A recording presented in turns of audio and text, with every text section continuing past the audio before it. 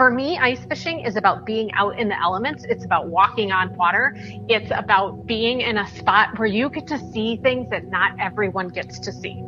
It's about being able to chase the fish without being on a boat. It's about the social aspect of it. Ice fishing is the most social activity I've ever been a part of.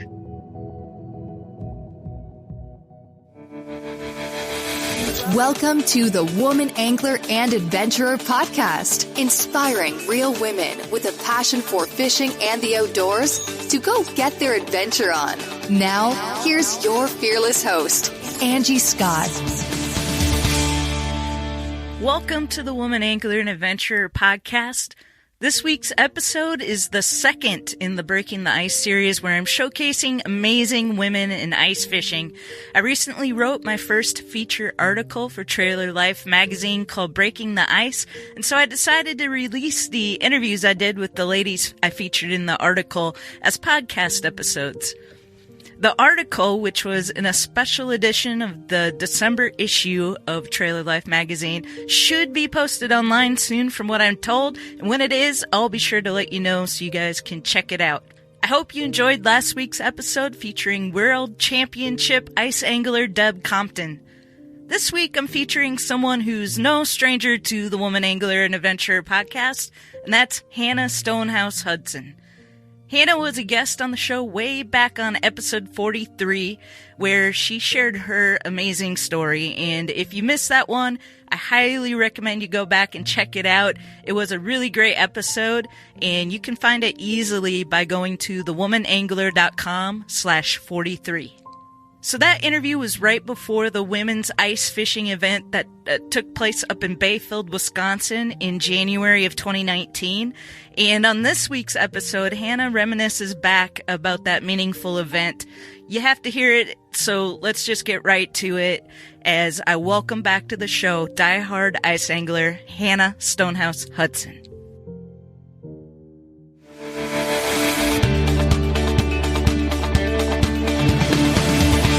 What was the whole Bayfield experience like for you? I know you had a couple of I read the article that came out, and you had a couple kind of epic experiences, like on your birthday, and then on, just the realization on the day of the anniversary of his passing as well. So if you could just kind of talk a little bit about that, that'd be awesome. Let's see. Where do I even start? So, that was a really fun experience for me because not many people understood or knew that I enjoyed ice fishing with Jim, even like that he and I fished together so much prior to his passing. Mm-hmm. So a lot of people just knew me as the person behind the camera and just someone who kind of liked to ice fish.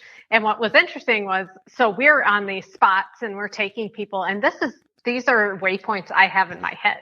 These are places I've been. These are places that Jim had guided clients. And so the fact that I got to be with Tommy, who was one of the people who was with him when he passed away, and one of the guys who took over his guide service, on not only my birthday, where I caught my first brown trout through the ice, nice, with me, and then, on the anniversary of his passing, I've got all these people there who I absolutely adore and who were the people who brought me and got me ice fishing again. We were all at this, we were all together fishing some of his favorite spots, some of our favorite spots, Jim and I's favorite spots. And it was an incredible experience. The good thing was I could see where he passed away from the spot that we were in. Oh, wow. And it was like he was, and I know he's with us always. Like he is always with me. He's always with his friends. He is part of Lake Superior. It is him. And so to be there and realize like I had moved forward so much in life in such a good, positive way. And I was introducing people to a body of water that he introduced me to. That was incredible. And to be able to be in Bayfield, introducing people to Bayfield in the winter, my favorite place on the planet. Yeah. Well, and you also did like a demonstration, a safety demonstration Yeah. And that was the next day, right after the Right. Women on Ice event. What was that like?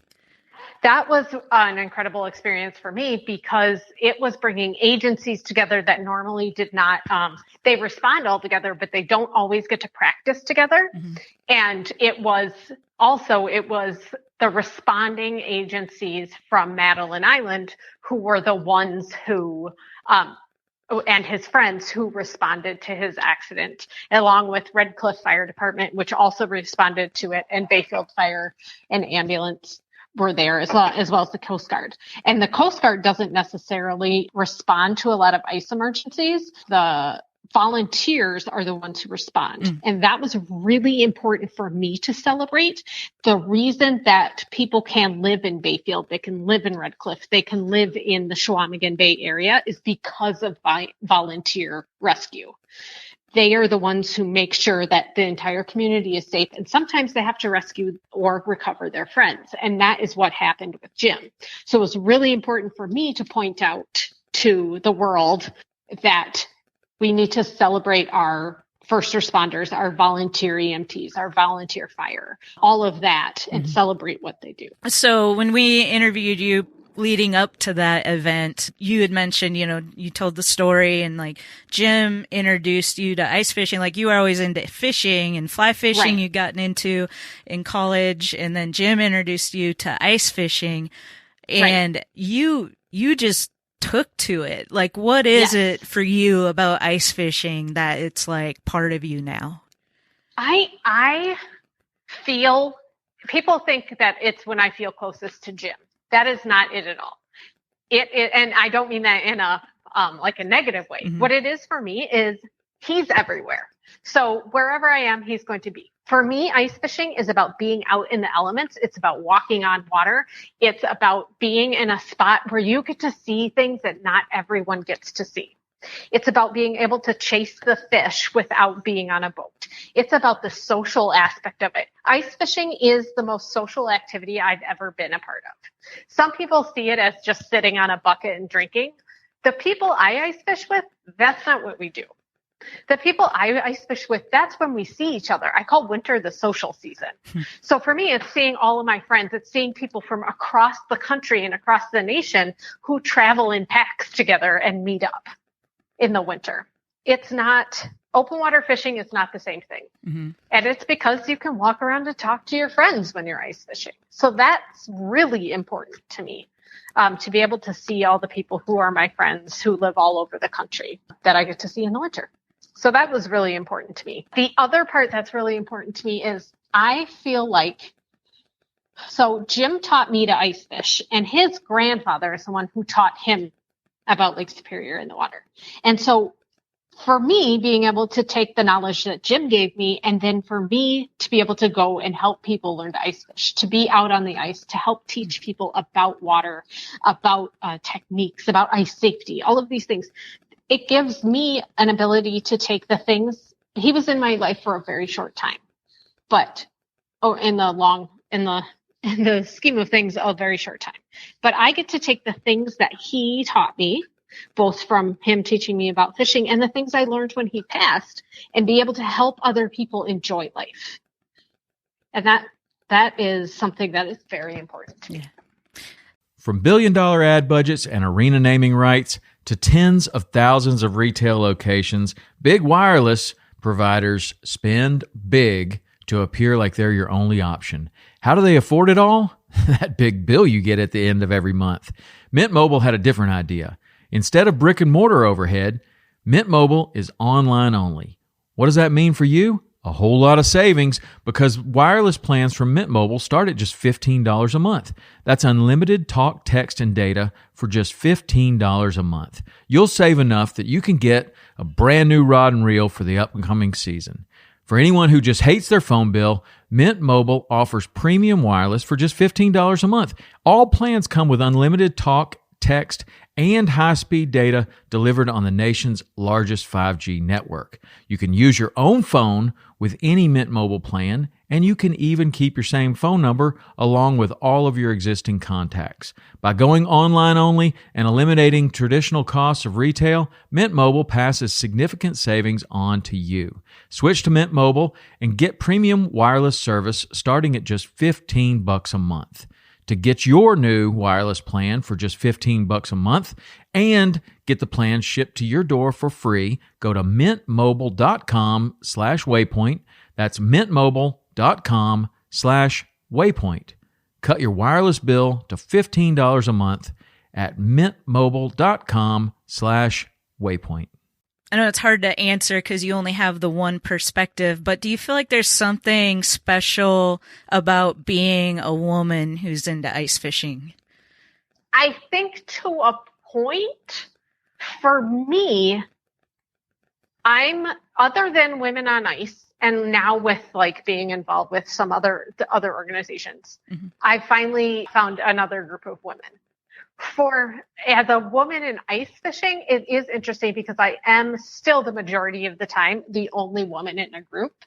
And they think that I am, to some of the like older, grumpier old men types, I am fascinating to them because they look at me, they're like, you are out here, you have all your own equipment, you don't depend on us to take, to find bait for you or give you techniques. Like, I am very self-sufficient. So I'm almost like I am fascinating to them as a character.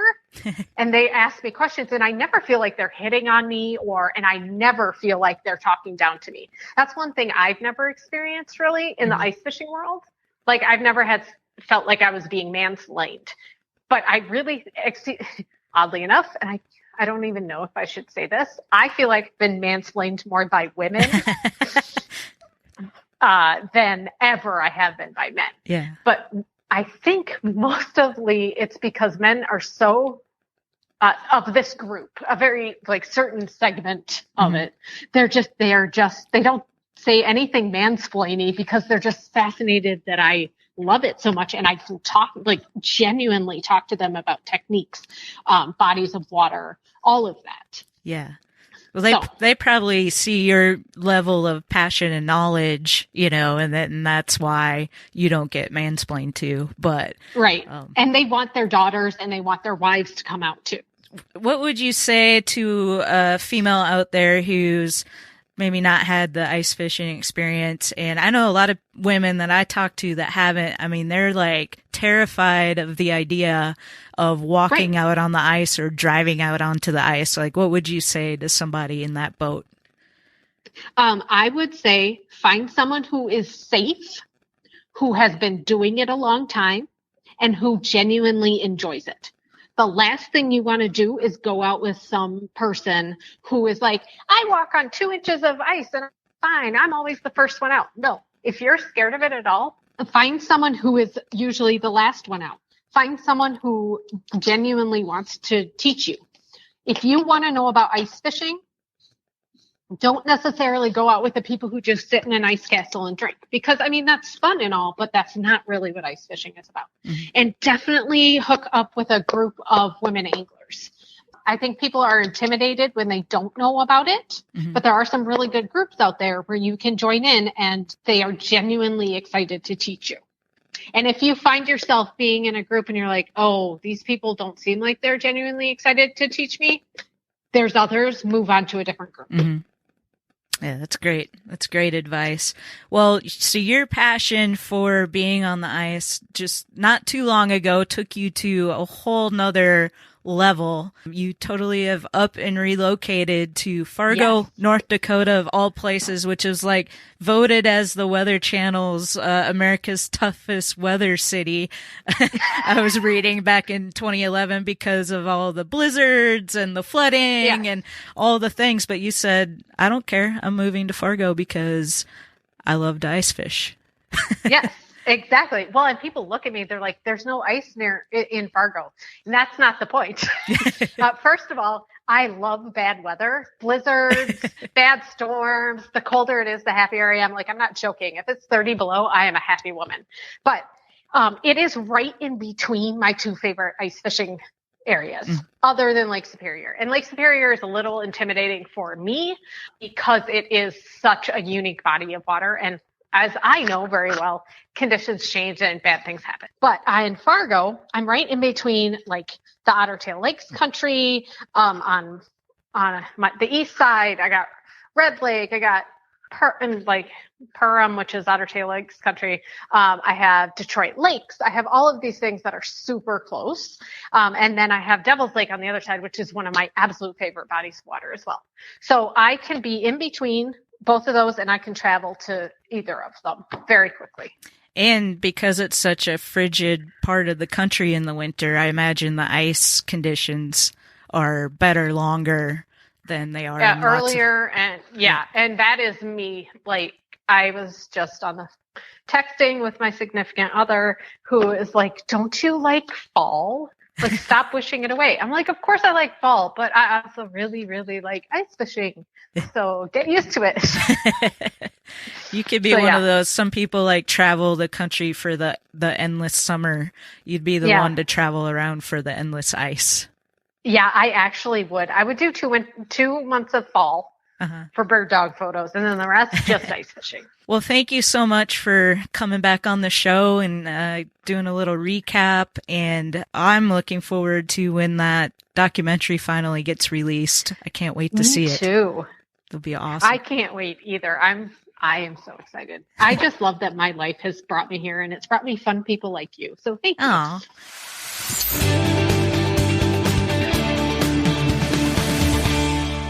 All right, that wraps up this week's Breaking the Ice interview.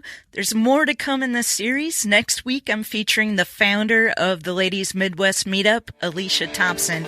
We talk about the special women's ice fishing event, and timing couldn't be better because registration just opened for the 2021 Minnesota Ladies Midwest Meetup event. First one they're doing in Minnesota on Lake Mille Lacs, January 14th through 17th. So be sure and catch next week's episode. Make sure you're subscribed to the podcast on your favorite podcast app, and we'll see you next week.